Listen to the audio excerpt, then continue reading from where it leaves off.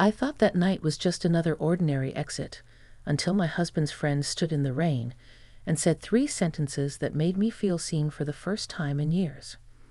What happened next changed how I saw myself. Before we begin, which cities are you watching from tonight? Tell me where you are. I love knowing who I'm speaking to. I didn't expect anyone to be there. The hall had emptied out like it always does after the neighborhood meeting. Folding chairs stacked, the projector screen rolled up like a sleeping animal, the coffee urn humming its last, tired steam. It was late. The street outside was that kind of clear, cool October night that makes you notice the small things, the way lamplight pools on wet asphalt, the way your breath fogs even if you've only walked a few yards. I tugged my cardigan closer, the fabric still smelling faintly of lemon and printer paper. I was thinking about the grocery list and whether I'd remember to take the chicken out of the freezer when I saw him. Stephen stood by the curb, hands tucked into the pockets of an old jacket, the collar turned up against the drizzle. He looked older in a way that made sense, not worn out, but settled, as if the years had given him a softer outline. He spotted me at the same time I registered the familiar tilt of his head, and the flash of recognition warmed me. I know Stephen well. He's been in my life for as long as my husband, a steady presence at barbecues and hospital waiting rooms, the kind of friend you trust with a spare key. Still, seeing him there, on a night when I'd expected only the emptiness of my own car, felt like stepping into a story I hadn't agreed to read. "Brenda," he said, voice low enough that the street took it and kept it private. "I'm sorry to be here." His apology hung in the air, shaped like the bow of a song I almost remembered. There's a moment, tiny, odd, like the suspended beat before a piano key falls, when the world narrows to 2 people and a single breath. In that instant I thought of 1,000 ordinary things: the casserole dish in my oven, the shower I'd skip to save time, the television I'd leave on for company. I thought of loyalty and habit, and the small compromises that had piled up around my marriage like quiet dust. But mostly I thought of how long it had been since anyone had looked at me like I mattered as a person separate from the roles I occupy. "Do you want to walk?" I asked, because words are easier when you add motion to them. We moved slowly, under the raking light of a street lamp, our footsteps the only punctuation in the night. There was rain in the air, but it was gentle, more a promise than a downpour. Stephen kept his distance at first, like a man who knew boundaries and respected them. We found a bench under a low maple. The leaves were wet and dark, and when the wind caught them they shivered like old bones. Stephen sat with his hands open on his knees. I could see the ring on his finger. He wears it the way friends who are married wear their stories, never flaunted, always present. "I've been thinking about you," he said. It was simple and dangerous in the same breath. "I wanted to tell you something that's been with me for a long time. Now, if you're the sensible sort, and I have always prided myself on being sensible, you would imagine the sorts of things people say in these moments. Condolences of an odd sort, gossip about someone else. I've been a listener most of my life, the kind of person people choose when they need to sort their own thoughts into neat boxes. But listening is also how you learn what it costs to stay quiet." Stephen's hands moved when he spoke, the way men do when they are not only choosing words but measuring them. "You've always been generous," he said. "You give like the sky gives rain, without asking. But I've seen the small ways it takes from you. I keep thinking, who says you get to be seen for what you need? Who's been brave enough to tell you that you matter outside the lines?"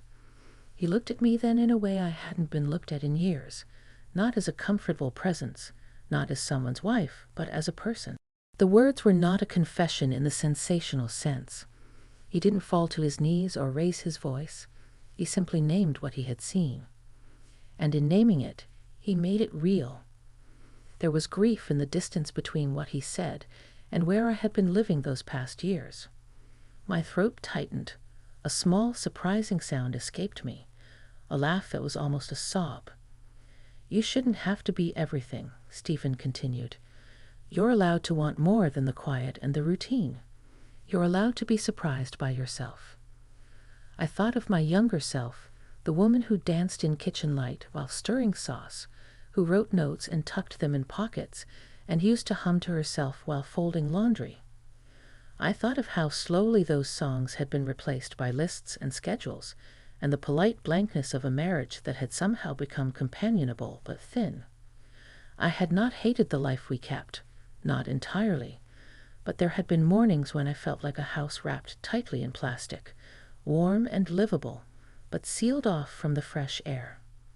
Stephen's presence felt like a window cracked open. We talked, and I used the word deliberately because what happened was talk first, and everything else later. He spoke of small things he'd noticed. The way I'd smile at a stray dog on the corner, how I lingered over my cup at the coffee shop, the half-finished novel on my nightstand that never made it past page 40. He told me about the time he'd driven by and seen my light on at 2 a.m, and how he'd wanted to knock and ask if I was okay, but had stopped himself because he thought it would be improper. It was improper, he said, with the weary honesty of a man who'd lived long enough to know when rules matter and when they strangle. But I kept thinking about asking anyway. I kept thinking maybe you didn't have anyone to say these things to. As he spoke, the words stitched up memory like a seamstress closing a wound. Images came, my mother's hands stirring tea, a calendar with birthdays circled in pencil, a fluorescent light buzzing in the kitchen. I began to understand how much of myself I had left unattended, assuming it would always be there waiting like a faithful dog. I wanted to ask him why now. Why had he waited outside in the rain? Why had he chosen the thin blue light of the curb instead of the easy path of small talk at the next barbecue? He answered the question with a story that had nothing to do with dramatic revelation and everything to do with care. My wife and I were at the hospital last month, he said. An old friend was there, someone you wouldn't notice at first, but then you do. She was there with her son. She was 48, maybe 50, and she had these eyes that had gotten used to looking at people around her instead of at herself. I sat there and thought, if I was one of the people she needed, would I have the courage to tell her? He paused. I realized I wouldn't want to be the kind of man who only notices after it's too late, so I decided to start noticing sooner. There was a humility to his confession that softened whatever sharpness might have come with the admission. It wasn't a declaration of conquest. It was a testimony to the simple, radical act of paying attention.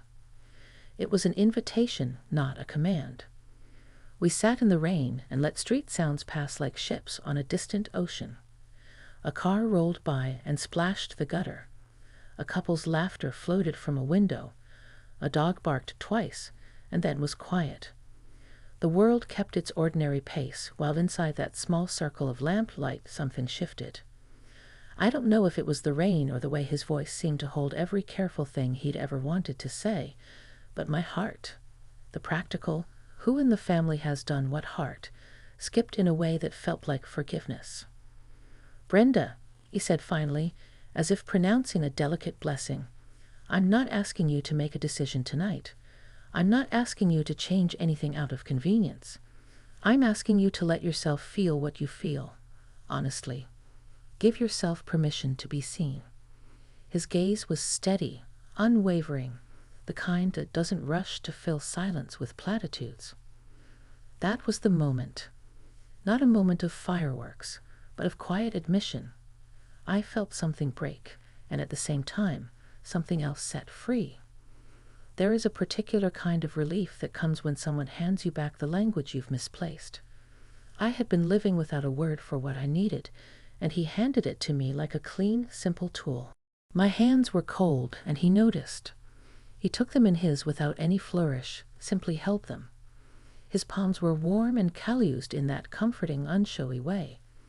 We sat like that for a long while, breathing and letting the city's small noises keep us anchored. I don't know what comes next, I said. Vulnerability felt like a threadbare shawl, but I wrapped it around myself anyway. I have a life.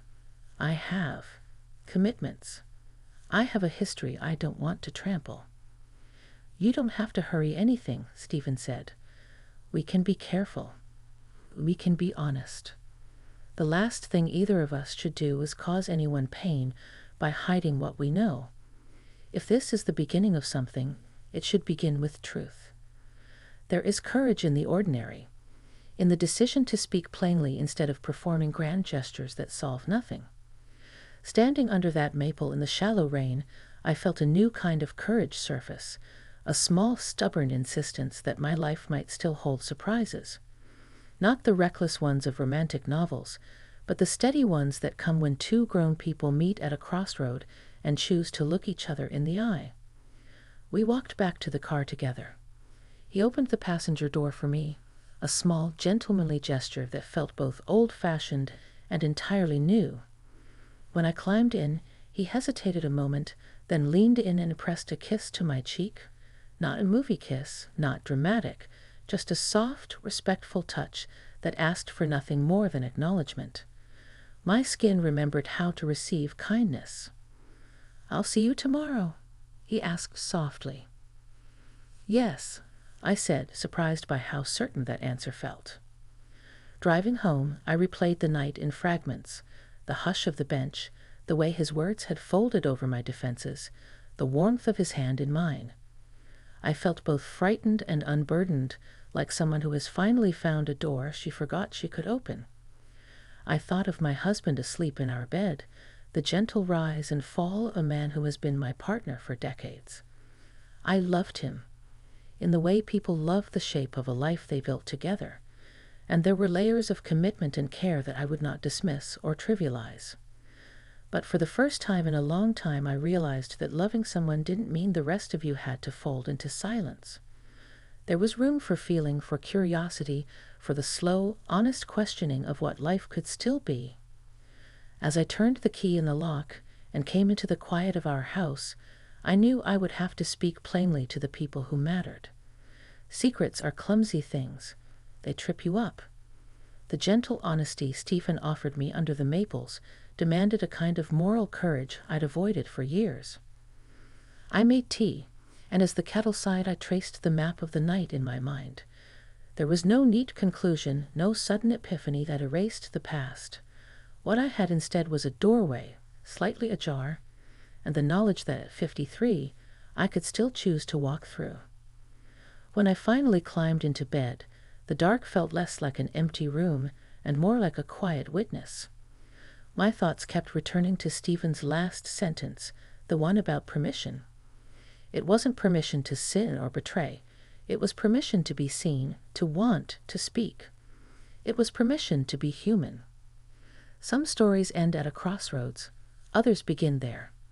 I fell asleep holding the simple promise that tomorrow I would meet him for coffee, and that I would, in the open light of day, begin the slow work of figuring out what being seen truly meant for me. If you're still with me, thank you for listening. If you're watching from somewhere I haven't mentioned yet, tell me, which city did you say you were from? The next morning dawned crisp and clear, a thin layer of frost glinting on the edges of my garden. I woke early, as I often do, and the house felt unusually quiet. My husband was still asleep, and the soft hum of the heater was the only sound besides the occasional bird tapping against the window. I dressed carefully, not for ceremony, but for intention, and poured myself a cup of coffee strong enough to rattle my senses awake. Every sip seemed to steady me, but also reminded me of last night, of Stephen, and the way the world had shifted under the simple weight of words. I debated for a few minutes whether to call him or just meet at the coffee shop as planned. My fingers hovered over the phone, then withdrew. There was no need to rush. We were adults. We could inhabit patience. I chose to go in person, because that's where honesty becomes tangible. In shared space, in the subtle exchange of presence, in the way one's hand brushes a mug across a table. The cafe was quiet that morning, the kind of space where the smell of fresh bread competes with the sharp tang of espresso. I found a table by the window, where the sunlight fell in rectangles onto the wooden floor. Stephen arrived a few minutes later, his coat dusted with frost, his smile tentative but real. That smile, I realized, had a gravity of its own.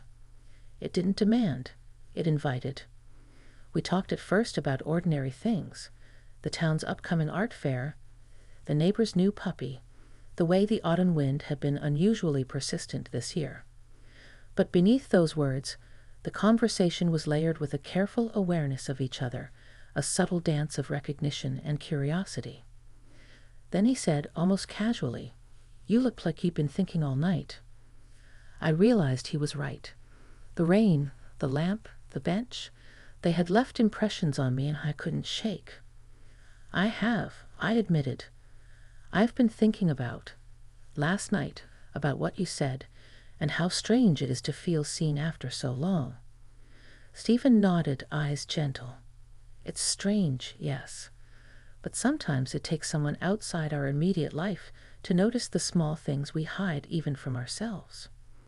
We shared a long silence, the kind that isn't awkward but full of weight.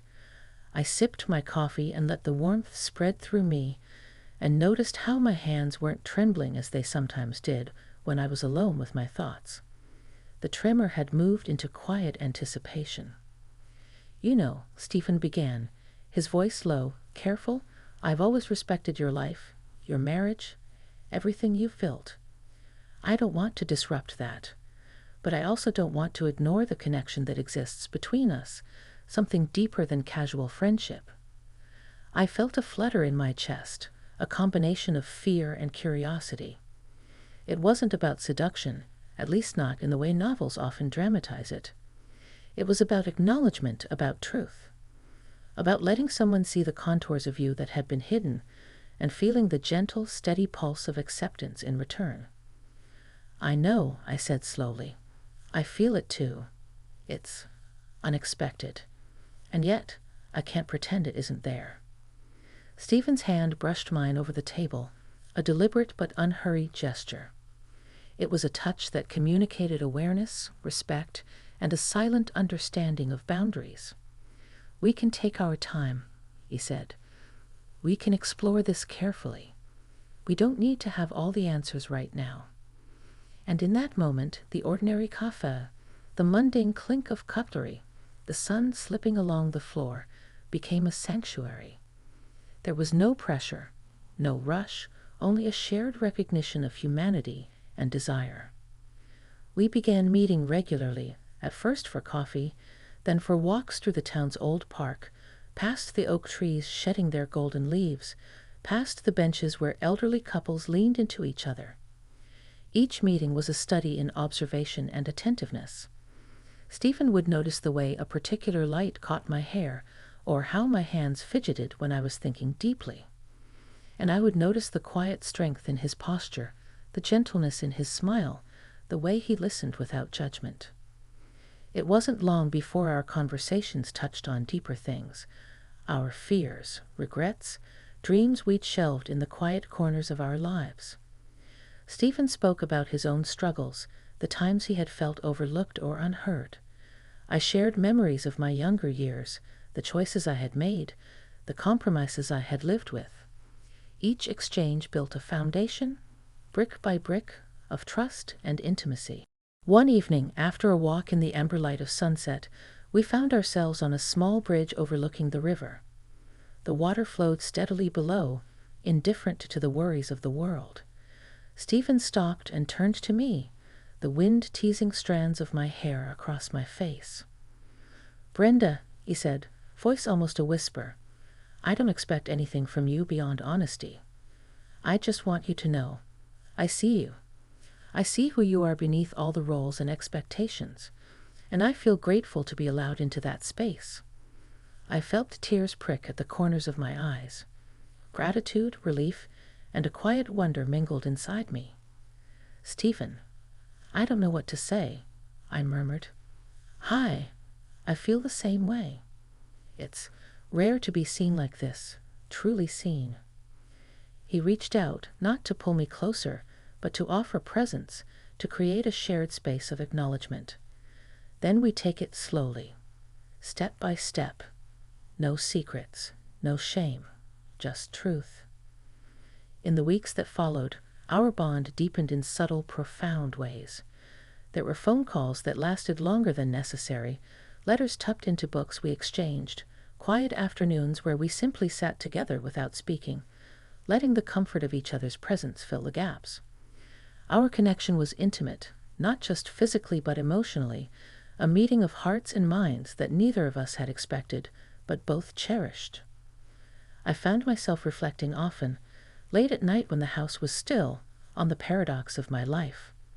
I loved my husband, I respected my marriage, and yet I had discovered a dimension of myself that had been waiting quietly for recognition.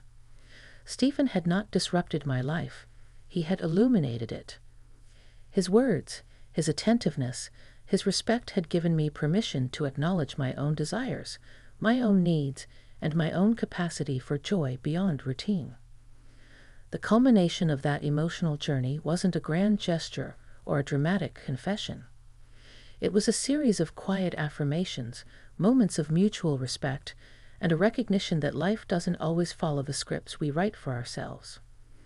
One afternoon, as we walked along a tree-lined path, Stephen paused and looked at me with a gentle certainty. "Whatever happens," he said, "I want you to know that meeting you has been one of the most meaningful experiences of my life. I don't want to define it with labels or timelines. I just want to honor it, and you." And in that moment, I realized that this was the heart of what had changed in me. It wasn't about guilt or indulgence. It wasn't about secrets or rebellion. It was about recognizing that connection, respect, and emotional honesty could exist alongside the life I had built. It was about understanding that love, in all its forms, can be transformative, and that permission to be seen is sometimes the greatest gift one can receive. By the time I returned home that evening, the house was quiet, bathed in the amber light of dusk. I paused in the doorway, feeling the weight and grace of my day. There was no easy answer to what our future might hold, but there was clarity in knowing that I had been allowed to meet myself anew, through the lens of Stephen's words, through the reflection of our shared moments, through the simple, profound act of being seen. And as I prepared for bed, I allowed myself a small, private smile. Life, even at 53, still held surprises. Some were quiet, some were unexpected, and some, the ones that mattered most, were made of words, presence, and the courage to truly notice. The night was calm. The small lights of the town twinkled through my window. I felt a sense of peace that hadn't existed before, an understanding that life's most profound transformations often come softly, gently, and entirely unexpectedly. I knew that tomorrow, and the days after, would require care, thought, and honesty. But for the first time in years, I was ready to meet them with an open heart. And perhaps that, I realized, was enough.